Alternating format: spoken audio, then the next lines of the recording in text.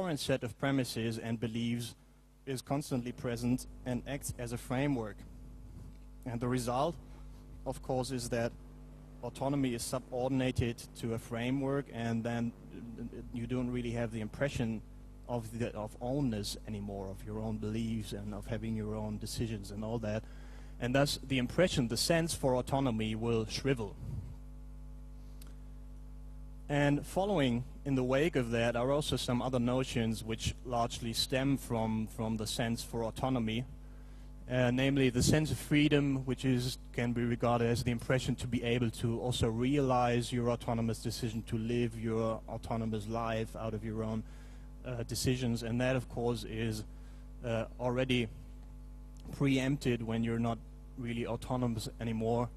And also the sense of authenticity is the impression to have your own beliefs, and having arrived there on your own, having had your own path of life to go there, will shrivel. And quite identical to that in a sense is also the sense of individuality, as the impression to really be a person with an individual own path, to be distinguishable from others. And all these notions, which are here not just abstract values but really psychological impressions which we carry in ourselves, will substantially shrivel when we have this constant observer effect from the ubiquitous surveillance.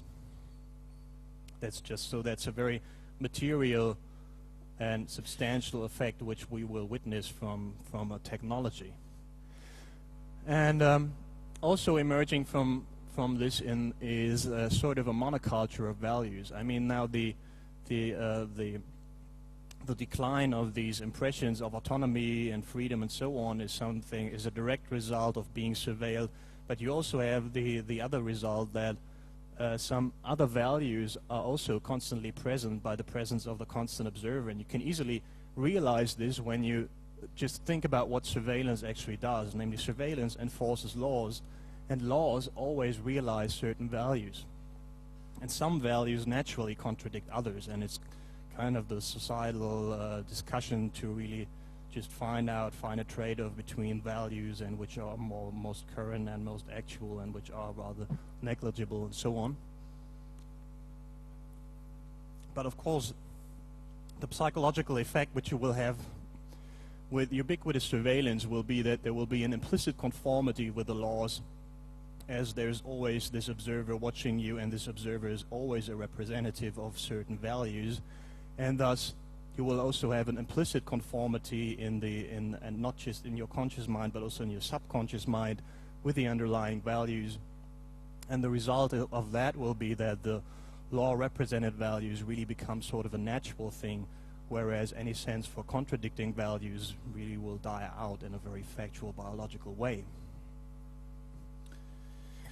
And following from these psychological effects and this decline of the psychological abilities which we have, we can also see that this will certainly limit certain abilities which we have. That's a very natural effect, namely that unneeded abilities really die out. I mean, they never die out ultimately, but they certainly can shrink for a while when certain people are under slavery or so, then some abilities die out and so on. And we also have this techno-anthropological effect that where technology substitutes abilities, that those abilities shrivel as well. I mean, nobody of us knows how to work the soil anymore to get grains and food, or how to hunt and gather, because technology substitutes these necessities for us.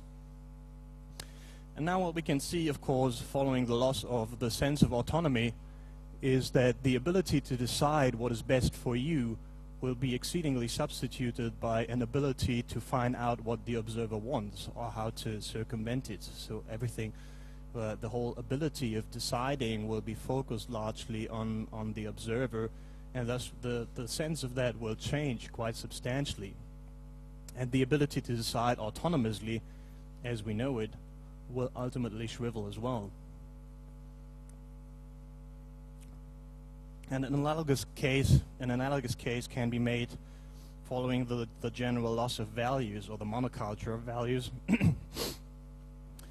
Namely, if you're living in an environment where technology really where technology really represents values all the time, and you're constantly being surrounded by values, by a technology and by an observer who enforces these values, then of course what happens is that you do not have to make value-related decisions anymore, because all these decisions are being made for you already, and they're incorporated in the technology which you use. So all value-related decisions really are constantly preordained, have been made already, and there's no need really for a sense for values anymore or how to handle them, because that is being done for you by the technology which you use. So another result which is being feared largely is that the ability to judge ethically will be substituted by the sense to judge in accordance or in opposition with what the observer wants, which is also a quite different notion than to really decide from your own set of values or from your own feeling of morality and ethical judgment. And an interesting parallel. Oh, I'm sorry, I actually wrote that. I didn't intend to write that. By some guy in Canada whose name I forgot, has been made.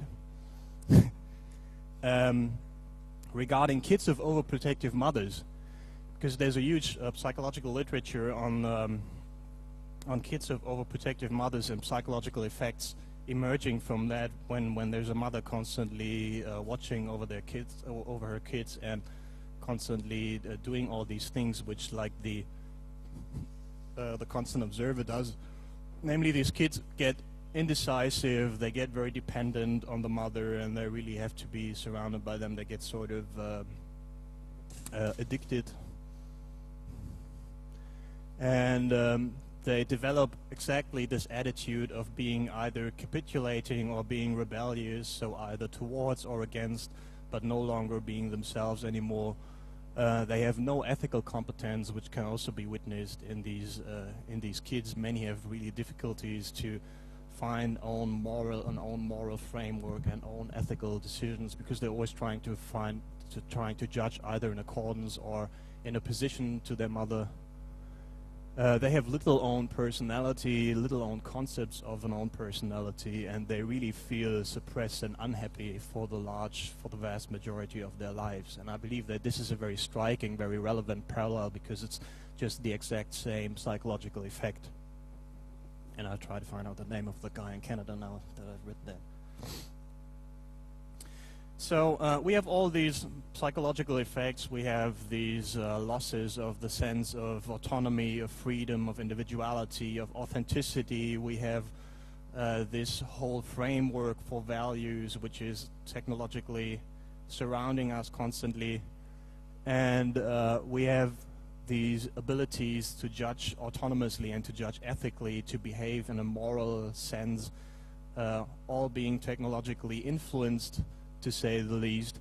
And now, as the surveillance infrastructure really becomes a substructure on a societal large scale, we can of course ask ourselves what will be happening to a society in which this really becomes a dominant technology and a dominant theme, to have a constant observer always around them. And one thing which we can immediately say is that, of course, the space and abilities for reformatory thought and action are largely eradicated, because nobody will be able to think about real alternatives or think about something that is like independent from the current system, which presides in all its values and all its laws technologically around you.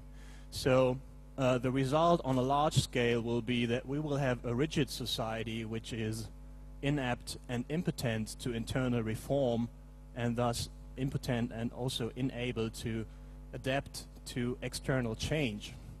And that, of course, is a very dangerous thing to have, and we can ask ourselves if we can ever want that. I mean, even if my dream society would be realized, I wouldn't want it to be like this forever, or I wouldn't want it to just stop the world right there. And people should be able to change their societies, to realize their ideas and so on and so forth, and to continuously be able to change. But if we really have surveillance as a substructure, then on a large mass psychological scale, the abilities needed for reform and needed for revolution, needed for adaptation, will be substituted and will die out, and it will be much harder for future generations to really change or to really have some sort of reform.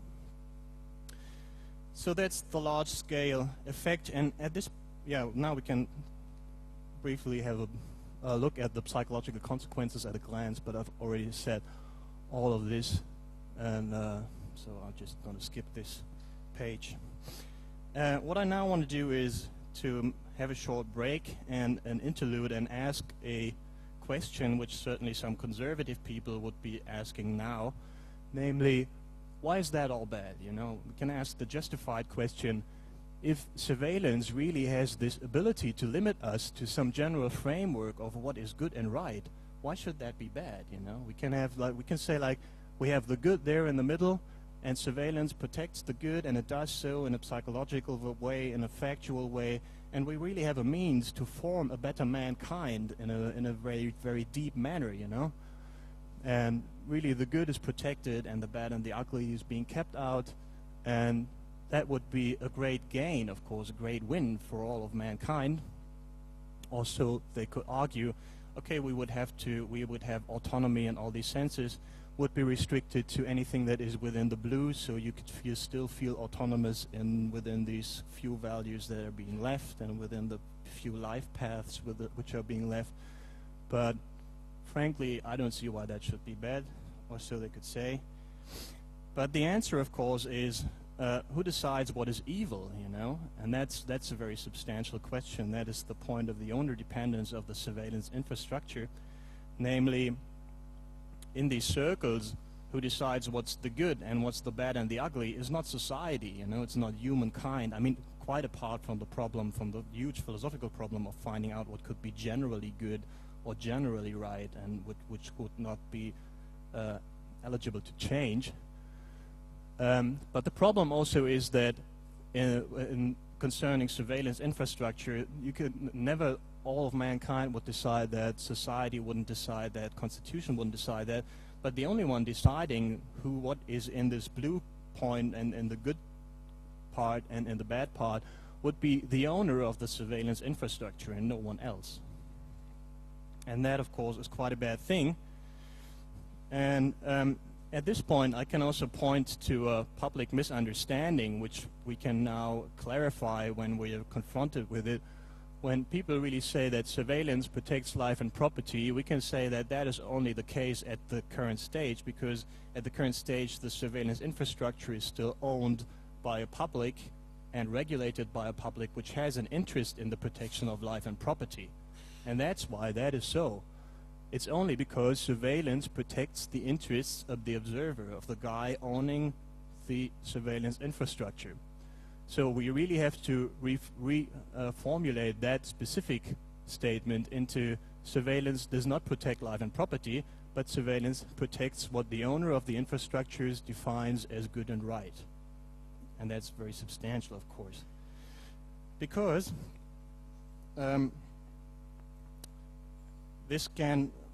to define what is good and right and what needs to be protected by surveillance can change. And one very factual and actual example of that are the socially economical consequences, which I want to stress now.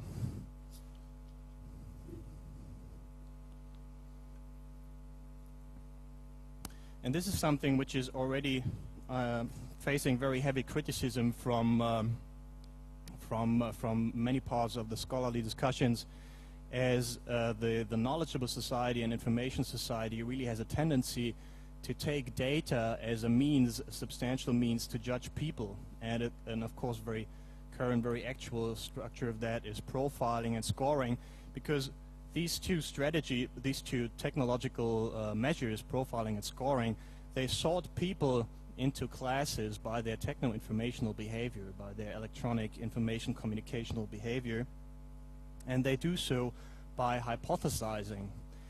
But, and of course, this is a very bad way to judge people, you know, to see just what has he been browsing, what has he been doing electronically, okay, he must be this and that guy, and no judge on the world, no real judge would ever accept that as a legal judgment. But still, the classes, the profile classes which are resulting, are more and more made as a basis of all economical decisions. You know, they're really being